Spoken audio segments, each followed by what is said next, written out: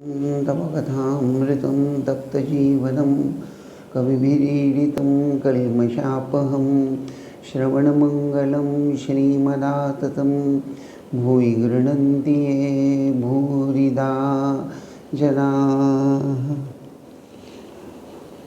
आइए वचनामृत का चिंतन प्रारंभ करते हैं। अध्याय नंबर 10 या हिंदी के अनुसार परिच्छेद 10, 16 अक्टूबर 1882, जिसको लेकर हम चिंतन कर रहे हैं। और अब तक देख चुके हैं कि श्री रामकृष्ण देव के यहाँ नरेंद्र ने एक के बाद एक जो सुंदर सुंदर गीत गाए हैं, भजन गाए हैं, उनका एक जो दृश्य परिणाम कि श्री रामकृष्ण के हृदय में प्रेम का स्रोत उमड़ रहा है। बड़ा मधुर और सुंदर वर्णन यहाँ मास्टर मोशाय इस प्रसंग को निमित्त बनाकर यहाँ हमारे सामने प्रस्तुत कर रहे हैं। कीर्तन समाप्त होने पर श्री रामकृष्ण ने नरेंद्र को बार बार छाती से लगाया और कहा, आहा, आज तुमने मुझे कैसा आनंद दिया। आज श्री रामकृष्ण के हृदय में प्रेम का स्रोत उमड़ रहा है। रात के 8 बजे होंगे। जो भी प्रेमोन्मत्त होकर बरामदे में रात के 8 बजे होंगे तो भी प्रेमोन्मत्त होकर बरामदे में अकेले टहल रहे हैं। उत्तर वाले लंबे बरामदे में आए हैं और अकेले एक छोर से दूसरे छोर तक जल्दी जल्दी टहल रहे हैं। बीच बीच में जगदम्बा से बातचीत कर रहे हैं। एकाएक उन्मत्त की भांति बोल उठे, तू मेरा क्या बिगाड़ेगी? क्या आप यही कह रहे हैं कि जगन माता जिसे सहारा दे रही हैं, माया उसका क्या बिगाड़ सकती है? नरेंद्र, प्रिय और मास्टर रात को रहेंगे, नरेंद्र रहेंगे, बस। श्री रामकृष्ण फूले नहीं समाते। रात का भोजन तैयार हुआ। श्री माता जी नौबत खाने में हैं। आपने अपने भक्तों के लिए रोटी दाल आदि बनाकर भेज दिया। भक्त लोग बीच बीच में रहा करते हैं। सुरेंद्र प्रतिमास कुछ खर्चा देते हैं। कमरे के दक्षिण पूर्व वाले बरामदे में भोजन के चौके लगाए जा रहे हैं। पूर्व वाले दरवाजे के पास नरेंद्र आदि बातचीत कर रहे हैं। पिछले प्रवचन में यहाँ तक हम लोगों ने पढ़ भी लिया था और उसको लेकर विस्तार से चिंतन भी कर लिया था। थोड़ा आगे बढ़ते हैं। नरेंद्र आदि लोगों को स्कूल तथा अन्य विषय चर्चा करने का निषेध, यह शीर्षक है। नरेंद्र, आजकल के लड़कों को कैसा देख रहे हैं? मास्टर, बुरे नहीं, पर धर्म के उपदेश कुछ नहीं पाते हैं। नरेंद्र, मैंने खुद जो देखा है उससे तो जान पड़ता है कि सब बिगड़ रहे हैं। चिरूट पीना, ठट्टेबाजी, टाँटबाजी, स्कूल से भागना, ये सब हरदम होते देखे जाते हैं। यहाँ तक कि खराब जगहों में भी जाया करते हैं। मास्टर, जब हम पढ़ते थे तब तो ऐसा न देखा न सुना। नरेंद्र, शायद आप उतना मिलते जुलते नहीं थे। मैंने यह भी देखा है कि खराब लोग उन्हें नाम से पुकारते हैं। कब उनसे मिलते हैं कौन जाने। मास्टर, क्या आश्चर्य की बात। नरेंद्र, मैं जानता हूँ कि बहुतों का चरित्र बिगड़ गया है। स्कूल के संचालक और लड़कों के अभिभावक इस विषय पर ध्यान दे तो अच्छा हो। तो यहाँ नरेंद्र और मास्टर विशेष रूप से उनमें जो चर्चा हो रही है, स्थान दक्षिणेश्वर हैं और वहाँ रात का समय है। जैसा हम लोगों ने देखा, थोड़ा अभी खाने में शायद समय है और नरेंद्र वो बातचीत कर रहे हैं। तो यहाँ ये छोटा सा परिच्छेद, लेकिन ऐसा लगता है जैसे जैसे हम देखते हैं कि ये बातचीत 16 अक्टूबर 1882, अगर आज 2022, देखिए इतने साल गुज़र गए हैं। 1882 से 1982 100 साल, और उसके बाद में ये 22 साल और 18 साल, लगभग 140 हो गए। लेकिन फिर भी मुझे ऐसा लगता है कि परिस्थिति बहुत कुछ बदली है, ऐसा नहीं लगता। हाँ, ये बात ज़रूर है कि हम लोग जो पुराने ज़माने के हैं, आज के नए ज़माने के साथ जब परिस्थिति की तुलना करते हैं तो बहुत बार ऐसा लगता है कि आज का युवा समाज जो है, युवा पीढ़ी जो है, कुछ गलत राह पर चल रही है। शायद यह जनरेशन गैप है। हमारे बाप दादा जब हम यंग थे तो शायद वे भी हमारा चाल चलन देखकर यही सोचते होंगे, हमारे ज़माने में तो ऐसा नहीं था। तो वही ज़माना, एक बात यहाँ सुस्पष्ट है, समय जैसा जैसा बढ़ता जाता है, परिवर्तन तो अवश्य होते रहता है, होता रहा है, होता रहेगा। मूल बात यहाँ देखने की यह जो है कि यहाँ दो बातें विशेष रूप से नरेंद्र और मास्टर दोनों का अपना अपना एक निरीक्षण है। नरेंद्र हैं युवा पीढ़ी के प्रतिनिधि। 1882, यानी अगर आप देखें तो नरेंद्र की बहुत उम्र हो गई है, ऐसी बात नहीं। स्वामी विवेकानंद जी का जन्म 1863, तो 1863 यानी वो 8 बछर 70, 10 80, 10 और 8 18 20 साल की उम्र है नरेंद्र की, 20 या 19-20। लेकिन नरेंद्र का एज ए यंग मैन अपने जनरेशन का, अपनी पीढ़ी का एक निरीक्षण है जो यहाँ वो प्रस्तुत कर देता है खुली ज़बान में। और नरेंद्र के वर्णन में जो कुछ भी है उसको अगर आप देखें तो संपूर्ण निगेटिव है। नरेंद्र ये जो महेंद्रनाथ गुप्त से, मास्टर से सवाल पूछ रहा है, आजकल के लड़कों को कैसा देख रहे हैं, क्योंकि मास्टर एक स्कूल टीचर हैं, उनका बहुत से लड़कों के साथ उठना बैठना है, तो उनकी जानकारी ज़्यादा ऑथेंटिक, ज़्यादा गंभीर होने की संभावना है, क्योंकि उनके पास ज़्यादा डाटा है।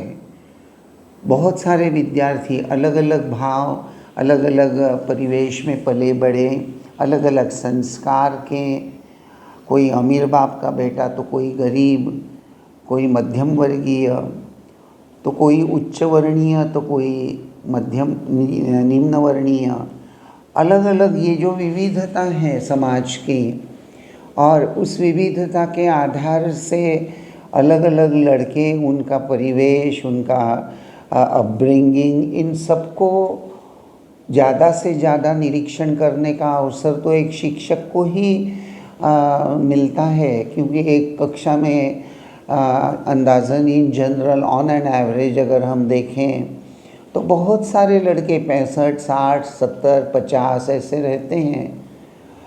तो उस दृष्टि से एक शिक्षक की जो बात होती है वह अनुभव संपन्न बात होती है।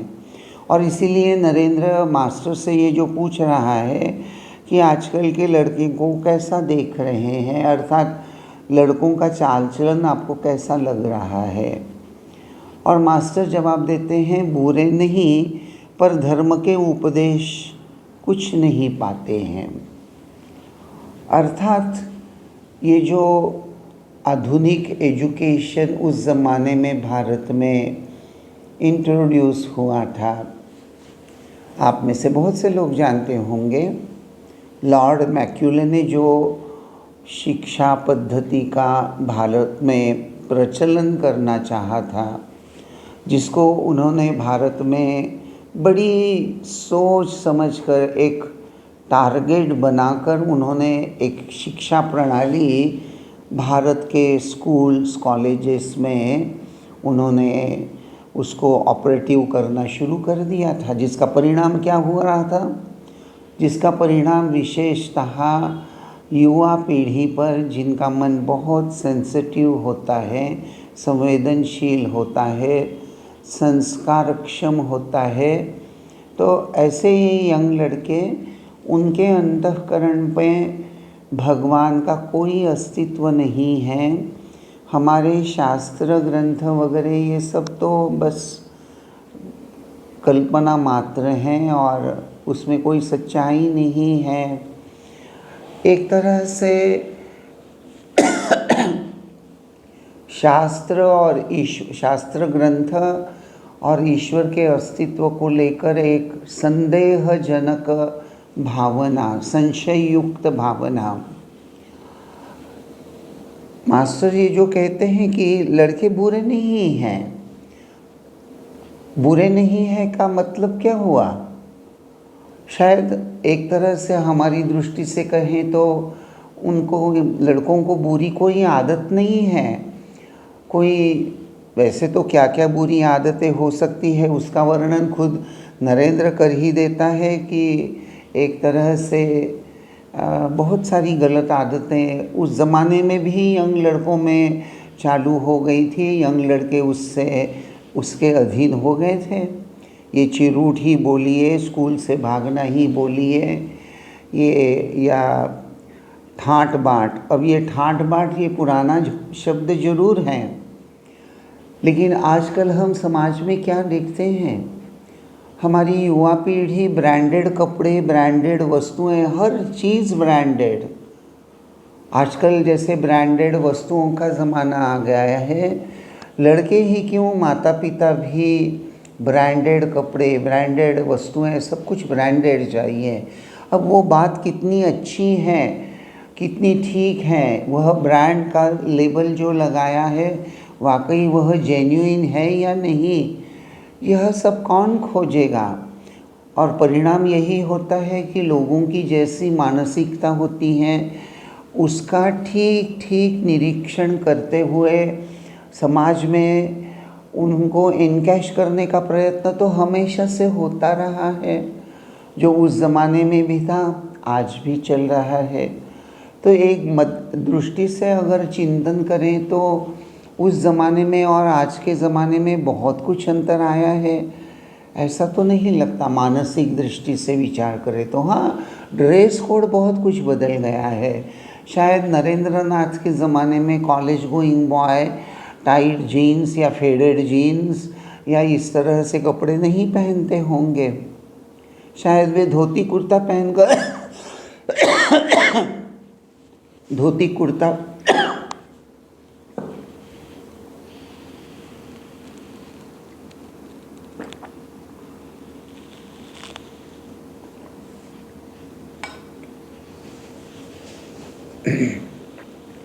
शायद वो सिर्फ धोती कुर्ता पहनकर कॉलेज में जाते होंगे। लेकिन आज के ज़माने में अगर कॉलेज गोइंग लड़का अगर धोती कुर्ता पहनकर जाता है तो लोग उसको टारगेट बनाएंगे ही। तो समय के साथ साथ ये ड्रेस कोड परिवर्तन, लेकिन महेंद्रनाथ गुप्त या श्री नरेंद्र नाथ ये बाह्य परिवर्तन की बात नहीं कर रहे हैं। उनकी बातें तो और ज़्यादा गहरी है। देखिए ये जो आदतें हैं आजकल की भाषा में हम लोग बोलते हैं एक्सपोजर। सत्य बात है कि आजकल के ज़माने में यंग लड़कों को जिस प्रकार से एक्सपोजर सहजता से उपलब्ध हो रहा है उसका एक अच्छा परिणाम भी दिखाई देता है, तो उसके लाखों बुरे परिणाम भी दिखाई दे रहे हैं। मूल बात तो यह है, जैसे आइंस्टाइन का नाम तो आप लोगों ने सुना होगा। आइंस्टाइन से बातचीत करते हुए एक जर्नलिस्ट ने जब आइंस्टाइन से पूछा कि साइंस एंड टेक्नोलॉजी के आधार से नए नए इक्विपमेंट निर्माण होगा उनका। तो आइंस्टाइन ने कहा बिल्कुल सही बात है, होना भी चाहिए, जिससे मनुष्य की जीवन शैली बदल जाए, मनुष्य की जीवन शैली में जितना ज़्यादा हो सके कंफर्ट जोन अच्छा हो जाए। और अगर हम देखें तो साइंस एंड टेक्नोलॉजी आज सारे मनुष्य जाति को उसके जीवन के, मनुष्य के जीवन के हर पहलू में उसको वह प्रवेश कर चुकी है साइंस एंड टेक्नोलॉजी। चाहे आप मेडिसिन का फील्ड लीजिए, चाहे कम्युनिकेशन लीजिए, चाहे ट्रांसपोर्टेशन लीजिए। आज हम बाज़ार में जाते हैं, सब्ज़ी खरीदते हैं तो कैशलेस पेमेंट करके हम सब्ज़ी खरीद सकते हैं। पेटाइम के द्वारा सब्ज़ी वाले को हम पैसे पेमेंट कर सकते हैं। तो आज परिस्थिति कितनी बदल गई है, और इस दृष्टि से देखें तो ये परिवर्तनशील, उनका तो स्वागत ही करना चाहिए। लेकिन उसी के साथ साथ आइंस्टाइन का एक बड़ा अर्थपूर्ण और बड़ा गहरा वाक्य है, उद्गार है। आइंस्टाइन वहाँ कहते हैं उस जर्नलिस्ट को कि देखो, science can denature plutonium, but science cannot denature the evil that is there in the heart of a man. यानी साइंस के आधार से प्लूटोनियम यह एक धातु का नाम है, तो साइंस एंड टेक्नोलॉजी के आधार से एक धातु के गुणधर्म तो बदले जा सकते हैं, लेकिन साइंस एंड टेक्नोलॉजी के आधार से आज तक कोई ऐसा मोबाइल, आज तक कोई ऐसा डिवाइस नहीं निकला जो हमारे अंतःकरण में बसे हुए दुर्गुणों का विनाश कर दे। और इसीलिए आइंस्टाइन कहते हैं कि science can denature plutonium, but science cannot denature the evil that is there in the heart of a man. मनुष्य जो होता है वो तो, अगर अपने आप को हम आत्म परीक्षण करके देखें तो पता चलेगा कि हम में कुछ अच्छी बातें हैं तो कुछ बुरी बातें हैं। ये सद्गुण और दुर्गुणों का एक तरह से हमारे अंतःकरण में ये देवासुर संग्राम तो चल ही रहा है। मूल बात है कि हमारे में जो दुर्गुण हैं, क्या हम अपने दुर्गुणों को जानते हैं, और दुर्गुणों को जानने के बाद क्या उसको दूर करने की दृष्टि से हम उत्सुक हैं और बहुत मन लगाकर बड़ी दृढ़ता के साथ उसको दूर करने का पूरा प्रयास कर रहे हैं। यह बात बहुत ज़रूरी है। नरेंद्र ने यह बात जो एक अंत में कही है कि स्कूल के संचालक और लड़कों के अभिभावक इस विषय पर ध्यान दे तो अच्छा है। आप लोगों को मैं कुछ बोलना चाहूँगा ये संदर्भ में, आप बुरा मत मानिएगा, वैसे मैं क्षमा चाहता हूँ। लेकिन बात हुई ऐसे कि एक माता पिता, यहाँ स्वामी जी के शब्द है अभिभावक, अर्थात अभिभावक का एक सामान्य अर्थ यह होता है कि हर लड़का या लड़की, यंग लड़का या लड़की, उसके माता पिता।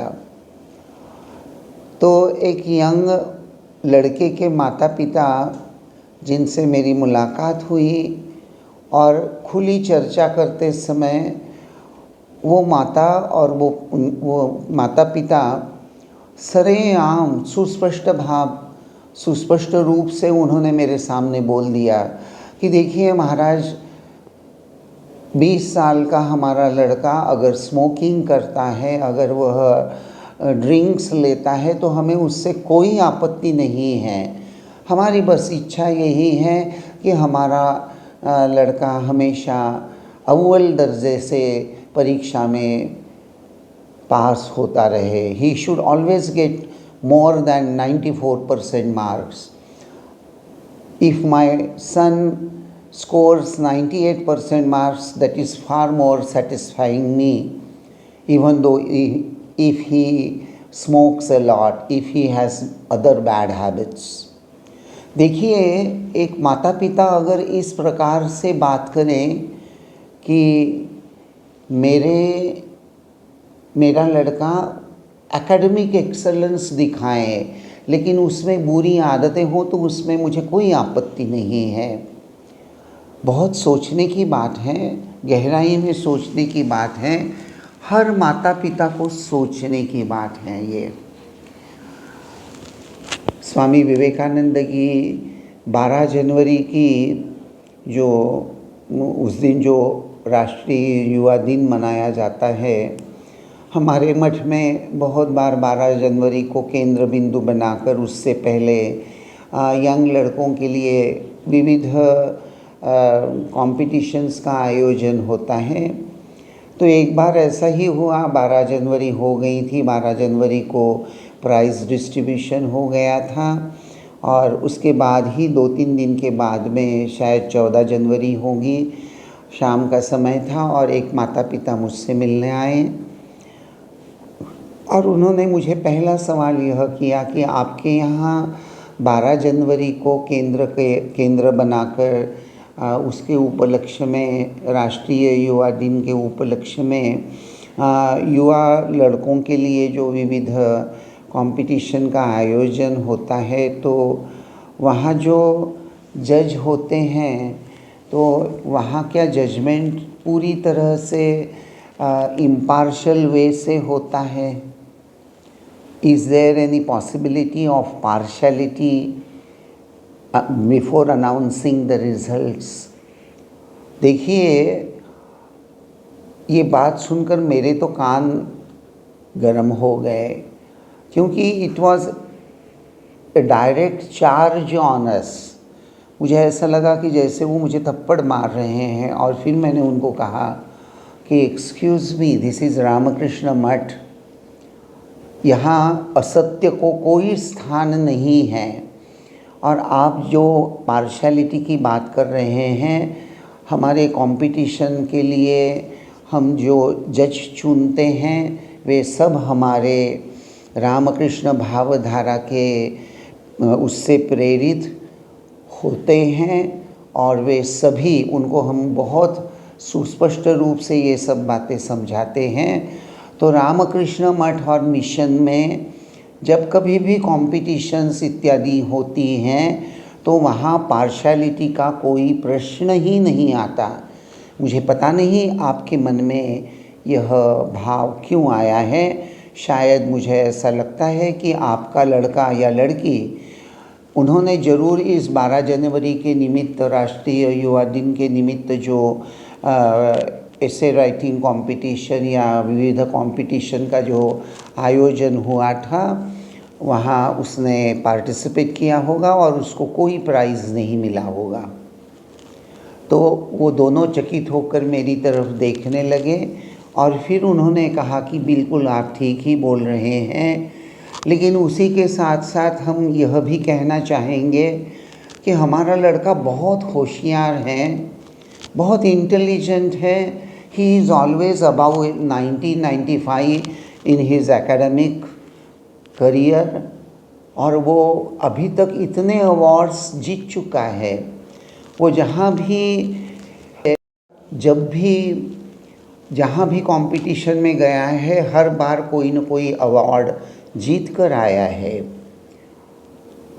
तो मैंने कहा, ओह, सो आपका बेटा हर बार कंपटीशन जीतता है, यही आपका मापदंड है और उस मापदंड के आधार से आप यह सोच रहे हैं कि हमारे यहाँ जो कंपटीशन हुई है उसमें भी आपके लड़के को अवार्ड मिलना चाहिए था। तो बोले हाँ वो तो है। तो हमने कहा कि देखिए, if you want, actually I am not bound to show you the results, लेकिन हमारे यहाँ पहली बात, जब ऐसे कंपटीशन हो या कोई भी कंपटीशन हो तो किसी एक के हाथ में जजमेंट या इवैल्यूएशन नहीं रहता, मूल्यांकन करना नहीं रहता। 5 जज रहते हैं, उनके सामने लिस्ट रहती है और हर जज अपने अपने सोच से मार्किंग करता है, मार्क्स देता है, और उस मार्क की पूरी टोटल जब हो जाती है, उस टोटल के आधार से अव्वल कौन आया है वह डिसाइड होता है। तो ज़रूरी नहीं है कि बाकी अलग अलग जगह आपके लड़के को प्राइज़ मिला है तो यहाँ भी प्राइज़ मिला होगा। और ये जो बात आप बोल रहे हैं, ये बात मुझे बहुत अच्छी तो नहीं लगती कि आपने हम पर अभियोग लगाया है कि हम पार्शलिटी करते हैं। रामकृष्ण मठ मिशन में पार्शलिटी होती है। मैंने कहा माफ़ कीजिएगा, वैसे हमारे यहाँ ये सब बातें नहीं होती। हमारा रामकृष्ण मठ, रामकृष्ण भावधारा, यह सत्यनिष्ठा पर आधारित है। तब वह शांत तो हुए। फिर मैंने उन माता पिता को एक प्रश्न पूछा कि मैं आपसे एक सवाल पूछूं? तो बोले हाँ पूछिए। मैंने कहा कि आज as a father and mother आपको ये कंपटीशन जो हम रामकृष्ण मठ में कंडक्ट करते हैं उसके पीछे उद्देश्य क्या है, यह जानने की क्या उत्सुकता आपके मन में नहीं हुई? तो दोनों ने कहा जी नहीं, ऐसा कोई विचार हमारे मन में आया ही नहीं। मैंने कहा कितनी आश्चर्य की बात है कि आपका बेटा विविध कंपटीशन में भाग लेने जाता है और वह कंपटीशन के पीछे निश्चित रूप से कुछ उद्देश्य होता है। उद्देश्य की ओर आपका ध्यान ही नहीं रहता। देखिए, विवेकानंद जी के जीवन को, उनके वाणी को, उनके उपदेशों को लेकर रामकृष्ण मठ में विशेष रूप से युवा लोगों के लिए जब कंपटीशन हम अरेंज करते हैं तो उसमें मूलतः हमारा विचार यह होता है कि उस निमित्त से कितने ही युवा जो इस कंपटीशन में पार्टिसिपेट कर रहे हैं, इस निमित्त स्वामी विवेकानंद जी का जीवन चरित्र, उनके प्रेरणादायी विचार वाणी इसको पढ़ेंगे और उसको पढ़कर वहाँ से प्रेरणा लेकर अपना जीवन बनाने का प्रयास करेंगे।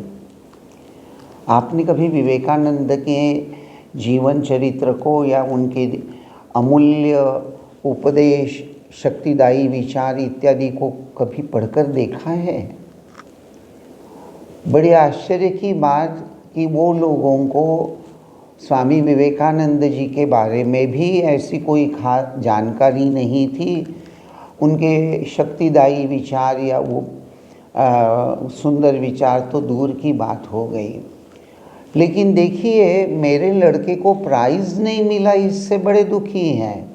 Actually they have made this prize as a status symbol, ताकि समाज में जहाँ कहीं भी वे जाएं बड़े ठाठ से बोल सके कि हमारा लड़का यहाँ गया था, वहाँ भी उसे प्राइज़ मिला, अमुक जगह गया था, वहाँ उसे प्राइज़ मिला।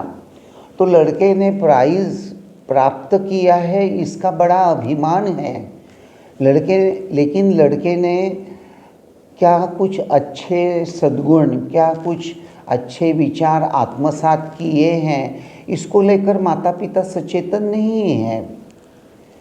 देखिए, यही बात विवेकानंद जी ने 1882 में उठाई थी। ज़रा सोचकर देखिए, 1882 की जो सच्चाई है, विचार अगर करें तो आज का सच भी यही है कि माता पिता हो या स्कूल के संचालक हों, स्कूल के संचालक मैंने देखे हैं, बातचीत के दौरान उन्होंने फट से बोल दिया, महाराज हमारे कॉलेज से एवरीबडी स्कोर्ड फर्स्ट क्लास। सब लोग हमारे final BSc, final BA, final BCom, कोई भी शाखा हो, लेकिन हमारे कॉलेज का छात्र फर्स्ट क्लास लेकर ही निकलता है।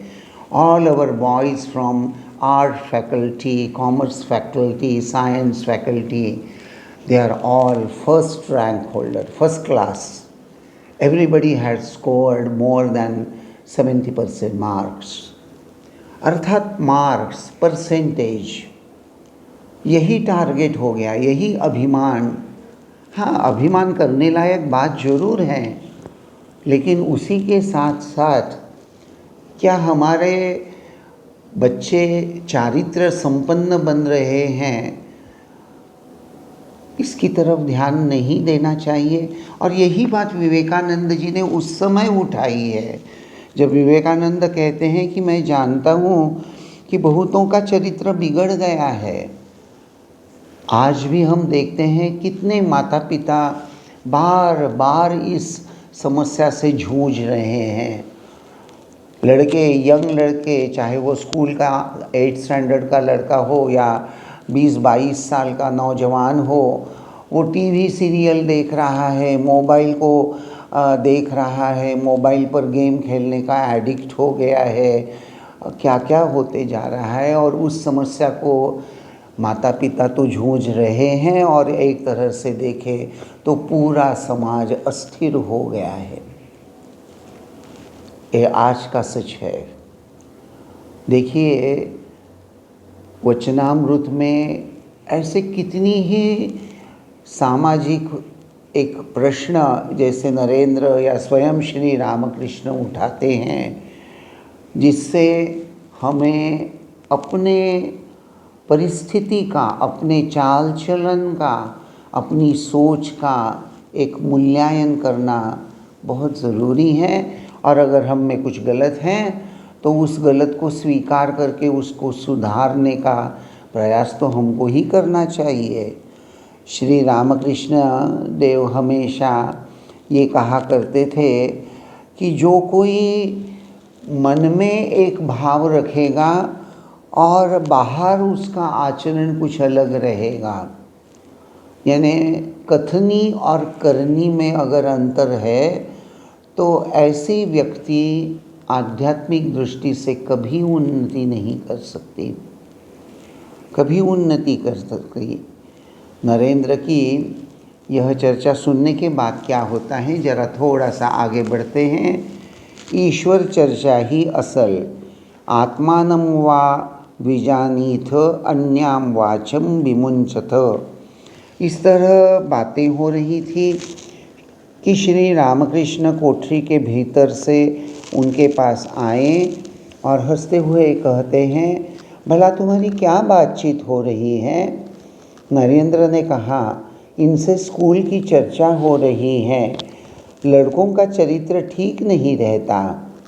श्री रामकृष्ण थोड़ी देर तक उन बातों को सुनकर मास्टर से गंभीर भाव से कहते हैं, ऐसी बातचीत अच्छी नहीं।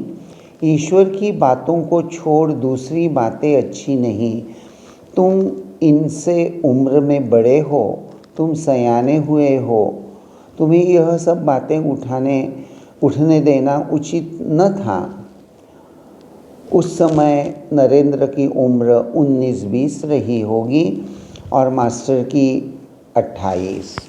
तो यहाँ हम देख रहे हैं कि नरेंद्र और मास्टर की बातें वो सब सुनने के पश्चात श्री रामकृष्ण देव ने एक बात उठाई है। ये सांकेतिक बात है। श्री रामकृष्ण कहते हैं कि ईश्वर की बातों को छोड़कर दूसरी बातें अच्छी नहीं, अर्थात सद्गुणों को लेकर कुछ अगर हम चिंतन मनन करते हैं तो ठीक बात है। वैसे मनुष्य जन्म का उद्देश्य भगवत प्राप्ति होता है। उस दृष्टि से हम कितने प्रयत्नशील हैं, अपने आप को बनाने के दृष्टि से क्या कदम बढ़ा रहे हैं, ये सब बातें बहुत सब्जेक्टिव हैं। हर व्यक्ति को खुद को अपने आप में आत्म परीक्षण करके खोजना चाहिए। लेकिन एक यहाँ मूल बात आ जाती है, unless and until realization of God, realization of God, if it is not our goal, then we will not make any efforts in that direction. अगर हमारे अंतःकरण में हमने यह दृढ़ता से धारण नहीं किया है कि भगवत प्राप्ति यह मेरे मनुष्य जन्म का उद्देश्य है और उस दृष्टि से ही मेरा जीवन परिचालित होना चाहिए, अगर इस बात को लेकर हम सीरियस नहीं हैं या यह उद्देश्य अगर हमारे जीवन में नहीं है, तो उसके लिए तो फिर कोई प्रश्न आता ही नहीं है। ये जो श्री रामकृष्ण देव ये बात करते हैं कि ईश्वर की बातों को छोड़ दूसरी बातें अच्छी नहीं, तो देखिए जो बातें हमारे मन को मलिन कर दें, हमारे विचारों को मलिन कर दें, वह बातें अच्छी हो ही नहीं सकती। ईर्ष्या, द्वेष, मत्सर, इन सभी से अगर हम ग्रस्त हो जाएं, और वैसे भी सर्वसामान्य मनुष्य के जीवन में षड्रिपुओं का खेल तो चलता ही रहता है। ये काम, क्रोध, लोभ, मोह, ये सब तो हम लोगों को सताते ही हैं। तो ऐसी परिस्थिति में अगर हम अपने आप को ऊपर उठाने के दृष्टि से ईश्वर प्राप्ति, यह मनुष्य जन्म का जो ध्येय है, उसको थोड़ी देर के लिए हम बाजू रख देते हैं, उसका चिंतन बाद में करेंगे, लेकिन क्या कभी हम लोग अपने हृदय में झांक कर देखते हैं कि क्या हमारे हृदय में लोभ की वृत्ति सबल है या दुर्बल है? क्या हम कभी देखते हैं कि हमें परनिंदा, परचर्चा सुनने में आनंद आता है या हम नाराज़ हो जाते हैं? क्या हम खोजते हैं अपने अपने अंतःकरण में कि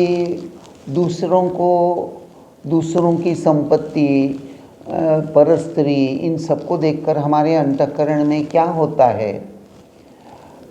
देखिए, नियम के अनुसार, चाहे वह सोशल नियम बताइए, सोशल लॉज बोलिए या स्पिरिचुअल लॉज बोलिए, झूठ बोलना, निंदा करना, अश्लील बोलना, इसको वाणी की अशुद्धता कहते हैं। लोभ जो है वह हृदय की अशुद्धता होती है। दूसरे की संपत्ति या परस्त्री को बुरी नज़र से देखना आँखों की अशुद्धता होती है। निंदा सुनना, गलत बातें सुनना, यह कानों की अशुद्धता होती हैं। तो अपने आप को हर प्रकार के अशुद्ध होने की जहाँ जहाँ संभावना है, उन सभी से हमें अपने आप को बचाना है। इतना तो हम कम से कम कर ही सकते हैं। तो इस दृष्टि से भी हमें अपने व्यक्तिगत जीवन को, अपने व्यक्तित्व को देखना, उसका मूल्यांकन करना जरूरी है। वैसे इस बात को लेकर और अधिक चर्चा करने की ज़रूरत नहीं है। आज बस हम यहीं रुकते हैं। ओम शांति शांति शांति। हरि ओम तत्सत। श्री राम कृष्णार्पणमस्तु।